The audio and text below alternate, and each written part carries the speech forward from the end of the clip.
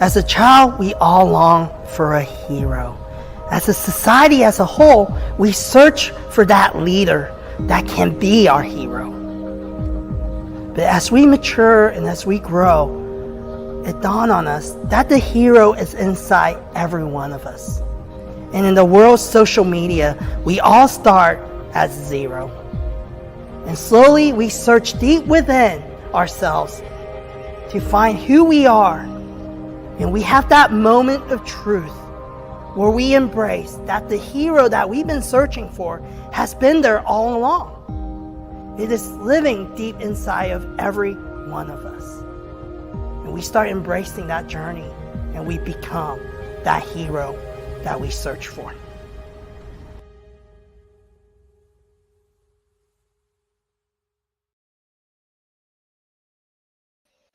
Hey everybody, good morning and welcome to episode 24 of Zero to Hero. Today we have an awesome guest. We're going to be joined by Drew Neubauer. He is the president and CEO of NEU Development LLC, which has some really exciting stuff coming to the Kansas City area. So let's go ahead and bring them in. Kevin Kwok and Drew Neubauer.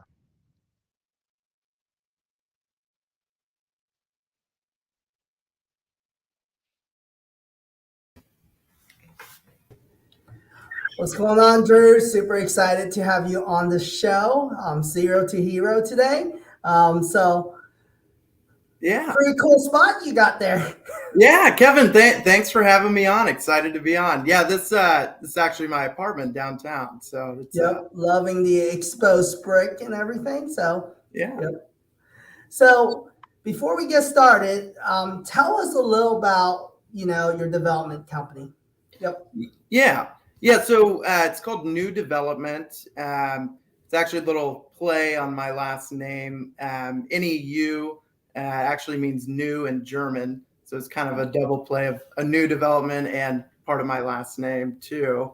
So NEU Development is a multifamily focused development company and specializing in ground up development at this stage, meaning that we basically find sites, take raw land, and then come up with a concept, a project design, and actually complete the process from initial design, from raw land to develop to completion, where we'll actually construct the multifamily apartment complex.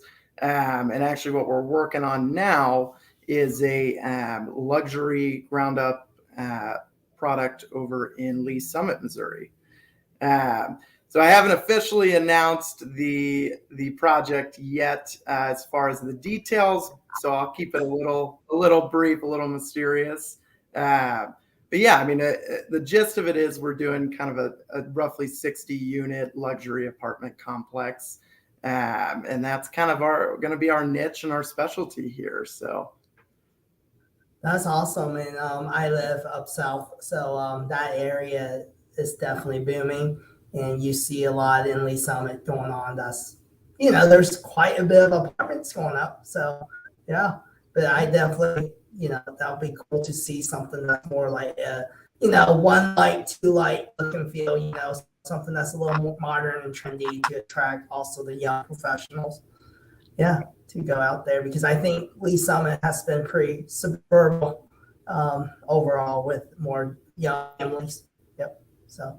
That's exciting. So what got you into real estate?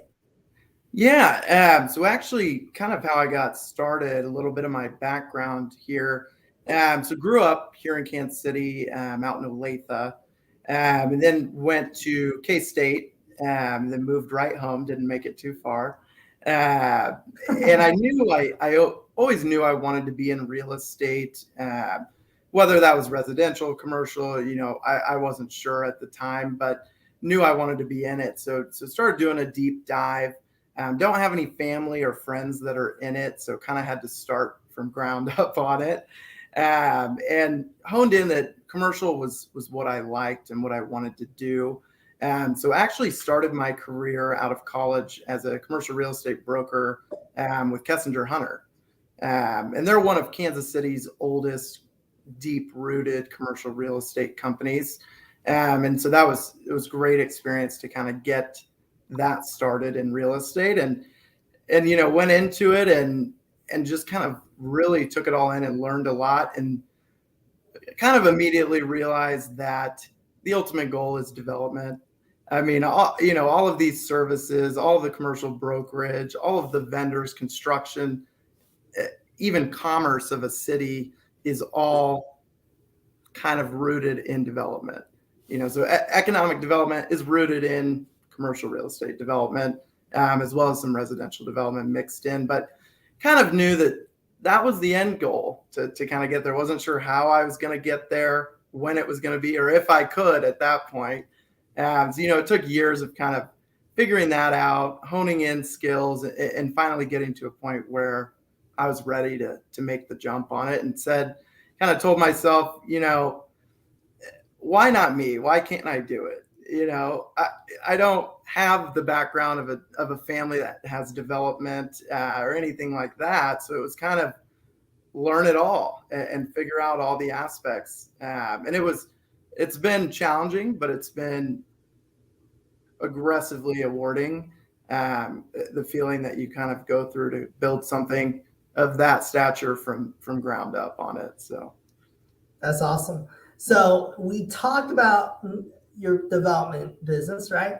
But in a couple sentences, give me an elevator pitch about you. Who are you, Drew? Yeah. I would say some of my biggest qualities and things that I look for, that I feel like define myself, my relationships, and the people around me, really starts with honesty, communication, transparency, and trust. It's deep rooted in who I really try to be and who I try to surround myself with. So, I pride myself on trying to help anybody that I can in any way, whether that's in business, in life, in personal situations. We're all people, and people need other people.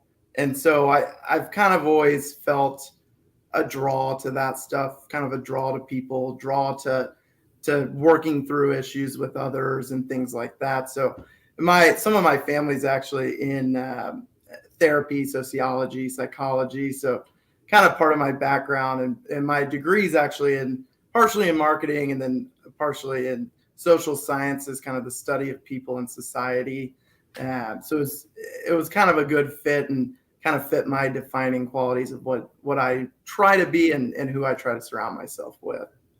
That's awesome. So you were mentioning you were in social sciences, right? So with the name of this show is Zero to Hero, and when we started the show, it was actually a concept that started with one of our interns, that he said, hey, this would be a great idea, because so everyone starts at zero, right? No matter from birth or on social media, right? It's not like you're just sign up for Facebook or LinkedIn and you have followers, right?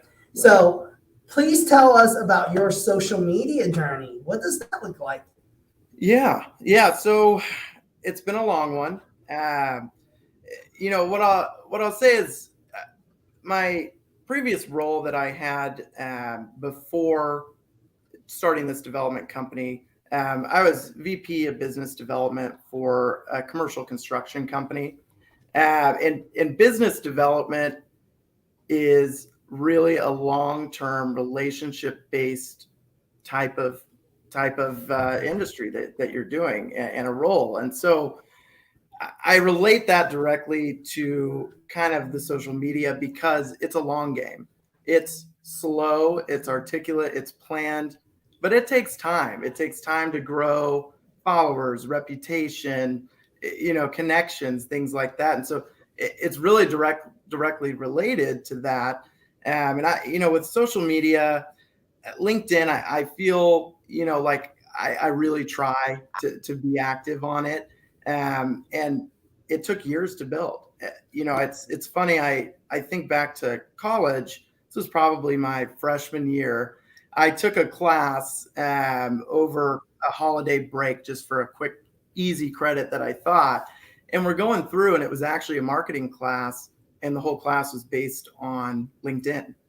And it was about how awesome it is growing your professional network, and how that can really help get you exposure, jobs, deals, business, all through LinkedIn. And at the time, you're kind of like, I've got Instagram, Twitter, Facebook, all these other ones. This is just social media. What is LinkedIn? Why am I going to spend all this time? And after that class is really when I kind of learned how to target some of that stuff and really use it to my benefit. And I've really tried to hone in on content that I think people are interested in within my industry. So it has been a long game. And I would say it's taken years and years and years to build that kind of social media presence. Not that I'm any type of LinkedIn influencer or anything, but to grow a following. I've gotten a lot of business out of it, a lot of great connections, a lot of deals. And I really think that it's one of the best tools that we have as far as business in connections for social media. And I agree. I think a lot of people misuse LinkedIn, right? Really, it's think of it as like a huge networking event, right? And you're just creating relationships. I think so many people try to, they hop on this social media platforms and they have this expectations that it's just going to start driving new leads and stuff. And I think it's the wrong mindset, right? You have to go in. It's not like you're going to go to a networking event and just start just closing deals left and right. You've got to talk to people. You've got to build relationships. It's just LinkedIn's online, right? It's the same thing. Be human, be yourself. I feel people try too hard, right? And they're like, oh, I got to sell. But really it's like this, right? Just you and I having conversation. Let's get to know each other. Maybe Drew might not need my service, but maybe Drew knows someone that can benefit from it. And It's building that trust factor. And I know there's 3 words on your profile, right? Communication, transparency, and commitment. And I think that's so important in anything you do in life, right? You got to be committed, you got to be transparent, and you got to be able to communicate with people. Communicating isn't always a sales pitch, right? Communicating is being personable, being able to just talk, yeah. So go ahead. No, I was just going to hit on communication. I mean, it's such a detrimental factor no matter what industry you're in, no matter if it's business or personal. I mean, communication truly is key. And that was kind of one of the founding factors that I tried to really implement in this new company was I had seen the lack of communication, the disconnect, the different departments, different companies that are different industries and people that are all involved in a development from start to finish, not talking to each other. And collaboration is really what fuels good outcomes of any project, no matter what it is. And that all starts with communication. And so kind of something I did different, with starting that company was I went to people I know and trust and had worked with before and knew that it was not about the business. It was about them believing in me and my project and my success, not necessarily chasing a deal or money. And it was cool to see that because what we did was really got everybody on board before we even had a concept and did a huge kickoff meeting in person where, we got everybody being able to network in person. There's just such a difference with that stuff too, where who your point of contact is, who you're working with through the project, truly building a team aspect, even though they're in essence kind of people that you subcontract or hire out to bring on, but there's still a team. You still can't do the project without it. And I think people forget that on a lot of factors, not just in development, but in project management in general. And how many people touch a transaction or a project at any given time. And I think that people lose sight of some of that with communication and who's involved and credit and all that kind of stuff. So. No, and you brought up a point too. Credit is important, right? You got to give credit where it's due, right? And I think a lot of times, whoever is the main transaction person, they take on, oh, this is my project, therefore it's just our brand, our name, but then forget about, thanking all the people that got them there, right? It takes a team, right? So, yep, that's great. So Every superhero has a defining moment. What is yours when it comes to life and career? So, for career wise, I would kind of say what my defining moment was, what spurred me to kick off this company, kind of what I quote unquote kind of call the origin story of new development. I'd worked after graduating college, I'd worked in commercial real estate in some kind of sector or factor for my entire career. And I was with a company previously, and kind of had a bad layoff, and basically told myself, you lost your job, but you didn't lose your network. And so really honed in on the network and the people I'd surrounded myself with, and said, I'm not going to let somebody pull something out from underneath me that I had put my heart and soul into building. So I'm just going to start my own. And I think something clicked in my head that really changed the way that I think. And in reality, I'm kind of grateful for the bad layoff, because it's really what sparked and spurred me kind of going over the line and starting this company. And so that was a huge defining moment in my career and my life, because in reality, I do work 80 or 90 hours a week. And so this is a very large part of my life, personal and business wise. So it really was a defining factor for me, because I had to fight the mental side of that as well. It's a very internal mental process that you go through, as far as really getting over the hurdles of self-doubt, the hurdles of risk, fear of failure. It's really about perseverance and just making your way through and keeping that positive attitude and mindset and trusting yourself and your skills. And it's really trickled down into the rest of my life, not just business. So I'm grateful for how this has kind of all transpired and what it has done for me personally and professionally. So it's been a cool experience. I think a lot of entrepreneurs are born because of bad leadership, right? So I think, even in my personal life, I mean, in your career, you just get tired of like not getting the credit for things you do, and it's like, hey, there's a lot of leaders out there that take credit for what someone else does, right?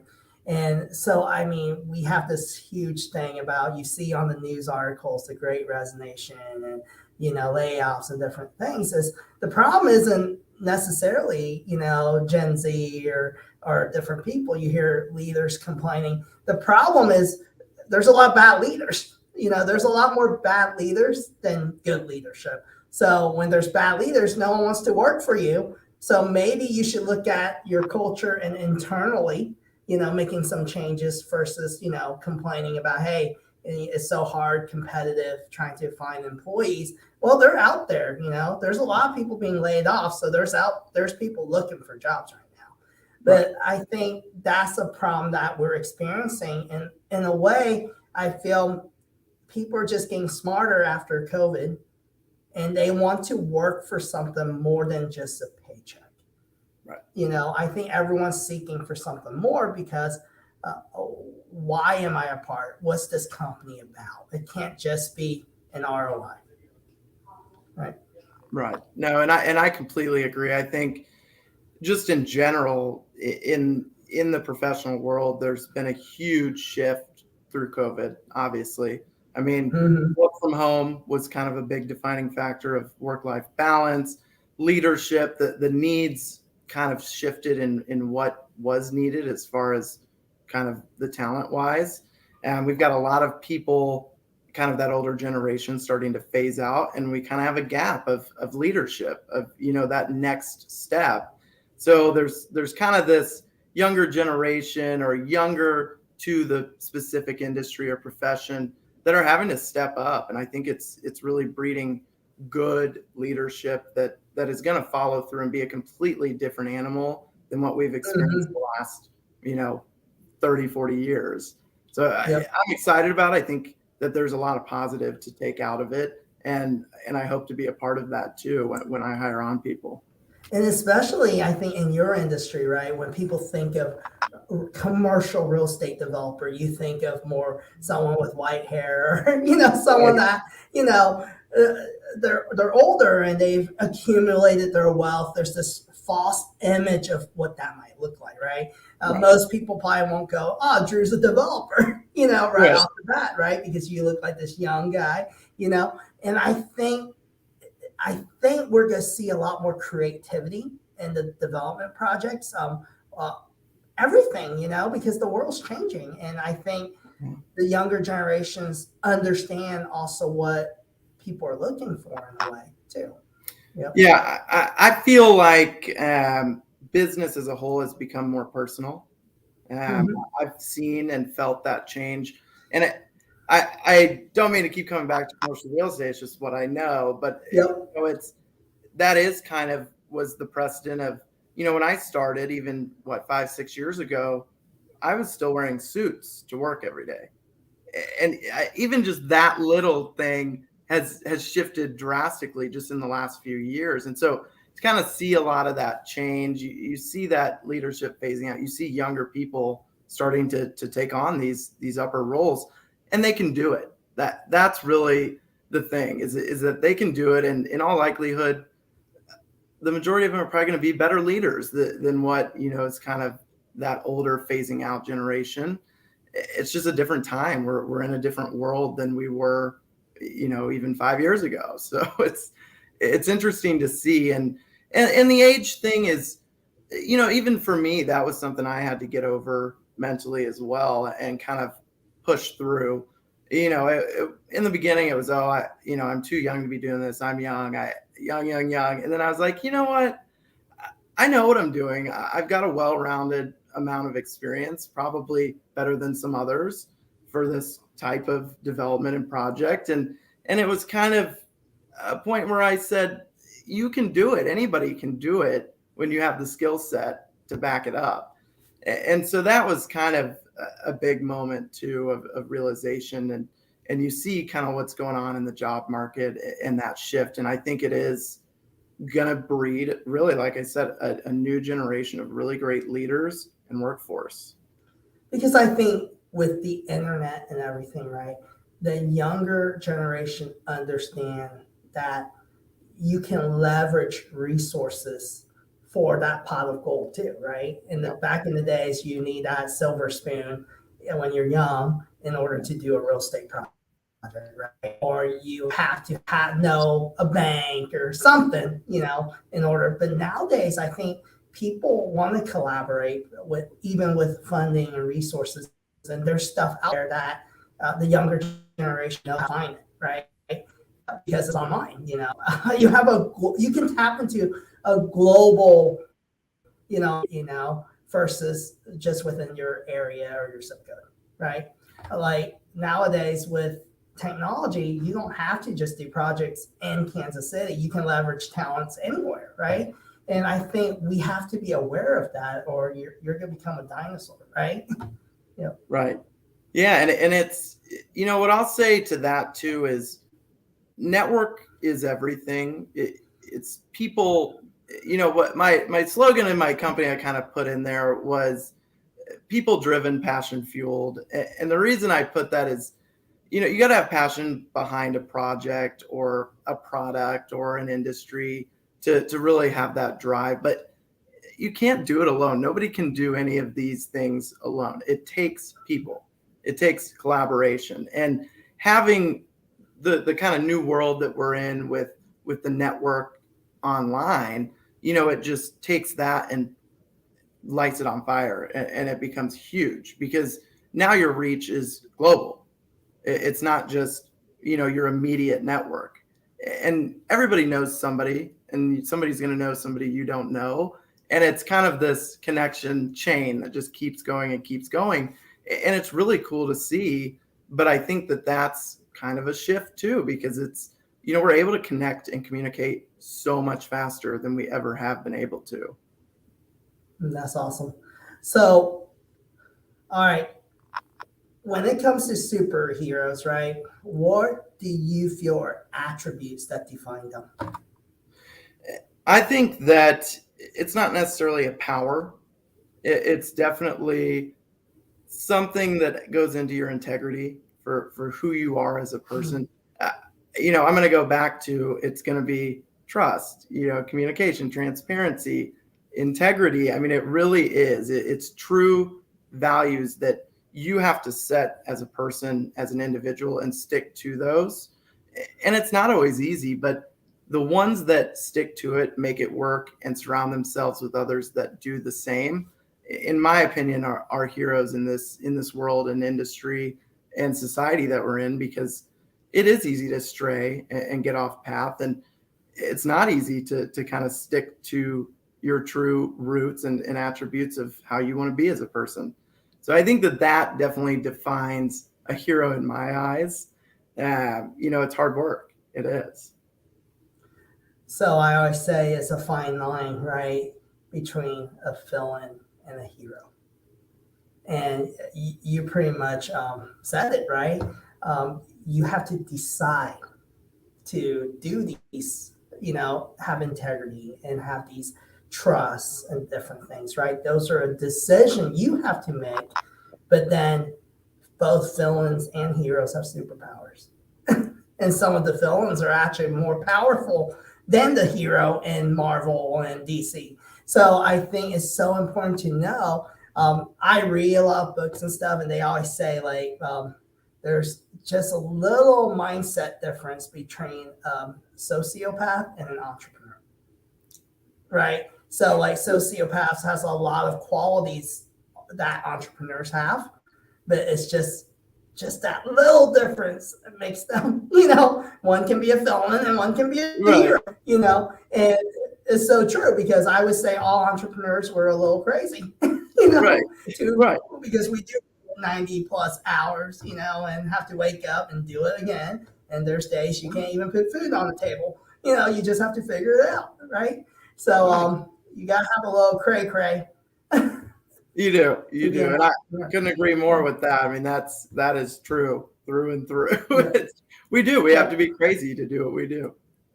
Yep, because a lot of people think, I know nowadays, because of social media, people put entrepreneurs on pedestal, but at the same time, you're seeing all the highlight reels. But, there's days, I remember when I first started, my wife's like, you know what? It was a lot nicer when you were working 8 to 5. Because exactly when you'll get that paycheck, when it's going to be here, and, now it's all on you, Right. So. But for me, honestly, it's the risk is part of the fun. Yep. It's scary, but once you get over the first hoop or hurdle of that thought process, and you take a risk and it pays off, then you kind of get a taste for it, and you realize that you don't go anywhere without taking risks. And that it's not going to be easy, and it's always going to take more time than you think it will.